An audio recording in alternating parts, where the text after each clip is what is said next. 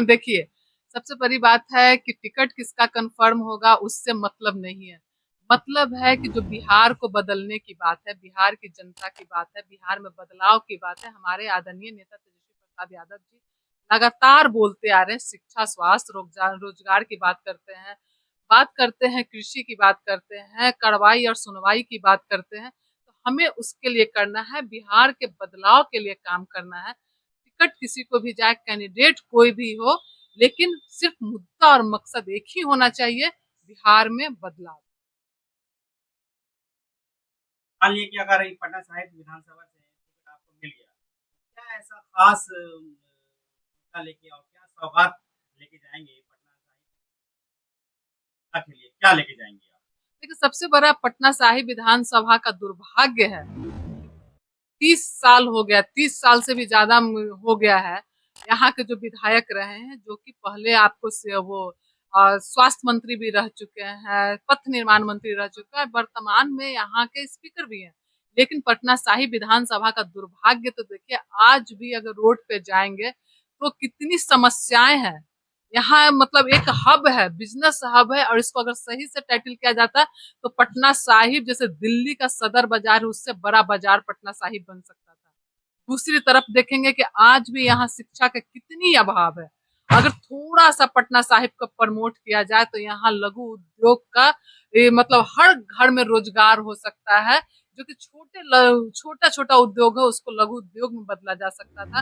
यहाँ की महिलाएं इतनी सक्षम है, लेकिन उनको एक रास्ता नहीं मिलता, एक वे नहीं मिलता है। और जो पटना साहिब के जो लोग हैं, जो खास करके बिजनेसमैन है, यहाँ पे उन लोगों को कितनी मुसीबतें उठानी पड़ती है। रोड की समस्याएं, पानी नाली की समस्या, सबसे बड़ी समस्या तो पटना साहिब का ये है, जो यहाँ का पानी आता है, अगर बिना टैप का पानी अगर नल खोलेंगे आप, तो इतनी बदबू आएगा जैसे लगता है नाली का पानी है। तो दुर्भाग्य है कि पटना में होते हुए बिहार की राजधानी में पीने के पानी का भी इतना किल्लत है। दूसरी तरफ देखेंगे कि इतना बड़ा पटना साहिब, जो पुराना पटना बोला जाता है, दिल है, ये बिहार का दिल है पटना साहिब विधानसभा।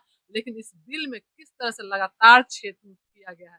यहाँ तक देखेंगे कि अभी मैं आ रही थी अभी गंगा किनारे से, तो यहाँ की मतलब ये एक वो जगह, ये पवित्र स्थान है पटना साहिब, हर धर्म के लिए।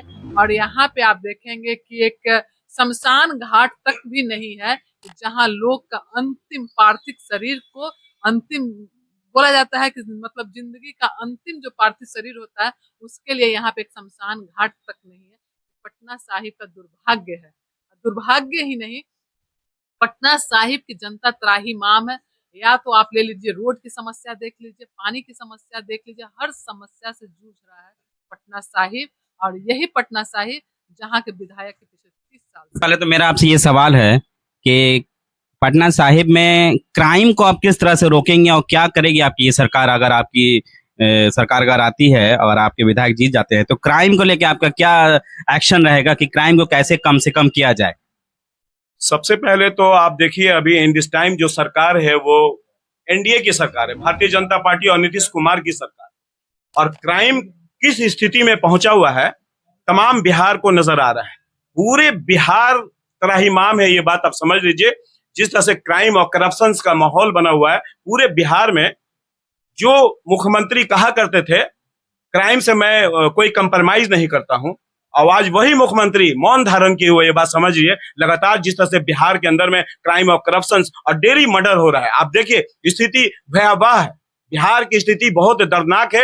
लगातार बिहार के युवाओं को मारा जा रहा है। जब वो रोजगार मांगते हैं तो उन्हें दौड़ा दौड़ा करके मारा जाता है, और पूरे बिहार की स्थिति खराब है। और खासकर पटना राजधानी, जो बिहार की राजधानी है, उसकी स्थिति तो दयनीय है, ये बात आप समझ लीजिए। बिहार में करप्शन और क्राइम इतना मजबूती से बढ़ा हुआ है कि आप सोच नहीं सकते हैं। इसलिए 2025 में पूरे बिहार में एक महागठबंधन की मजबूत सरकार आनी चाहिए। और तमाम जनता को इस बार उम्मीद है कि 2025 में आरजेडी की सरकार मजबूती से बिहार में बनेगी, और पटना साहिब का तमाम जितना भी सीट है, इस बार आरजेडी अलायंस आप समझिए इलेक्शन जीतने वाली है, ताकि क्राइम जो बढ़ा हुआ उसको कैसे कंट्रोल किया जाए। हमारे नेता तेजस्वी यादव जिस तरह से पूरे बिहार का भ्रमण कर रहे हैं, जिस तरह से लगातार दौरा कर रहे हैं, जहां जहां पे क्राइम और करप्शन हो रहा है वो ऑन स्पॉट पहुंच रहे हैं और उनके तमाम कार्यकर्ता और तमाम पदाधिकारी पूरे बिहार और पटना का खाक छाने हुए, ये बात जान लीजिए। तो पूरी जनता को उम्मीद है कि ये करप्शन जो खत्म होगा, ये क्राइम जो खत्म होगा,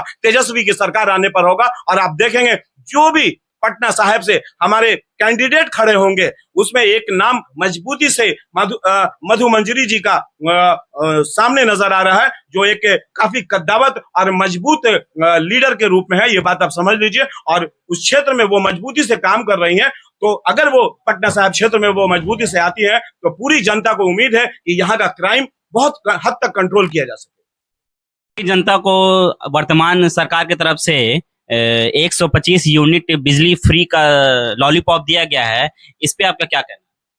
देखिए, माननीय नीतीश कुमार जो हमारे बिहार के मुखिया हैं, जो बिहार के मुख्यमंत्री हैं, एक्चुअल में वो नकल भी कर रहे हैं तो वो सही से नकल नहीं कर पा रहे, ये बात आप समझ लीजिए। उन्होंने 125 यूनिट बिहार की जनता को दिखाया है कि मैं फ्री दे रहा हूं, लेकिन दर हकीकत यह है कि वो मात्र 3 साल के लिए उन्होंने दिया है। वो सोलर पिलर लगाना है 3 साल के बाद, तब जाकर के वो बिजली मुफ्त नजर बिहार की जनता को नजर आएगा। हमारे तेजस्वी यादव, हमारे आरजेडी, हमारी महागठबंधन ने जो स्कीम चलाया उसकी नकल करने की कोशिश किया है नीतीश कुमार ने, समझ लीजिए आप। सवाल ये कि हमारे मुखिया ने कहा कि 200 यूनिट फ्री दिया जाए, 200 यूनिट बिजली मुफ्त दिया जाए तमाम बिहार के लोगों को, और इस तरह का कई प्रोग्राम उन्होंने बनाया है तेजस्वी यादव ने, और उसका लगातार जिस तरह से नकल कर रहे हैं नीतीश कुमार, समझिए कि वो नकल भी सही ढंग से नहीं कर पा रहे हैं, वो तमाम जनता को बेवकूफ बना रहे हैं। जनता बेवकूफ बनने वाली नहीं है, नीतीश कुमार कितना भी नकल करने की कोशिश करें, अकल सही से वो यूज नहीं कर पा रहे हैं। जो अकल पहले का था, दर हकीकत है कि नीतीश कुमार उस अकल को खो चुके हैं, ये बात आप समझ लीजिए। बिहार की जनता समझ चुकी है, मात्र एक तेजस्वी सरकार है, तेजस्वी है जो बिहार को ऊपर ले जा सकता है, बिहार को ऊपर राह पे दिखाया जा सकता है।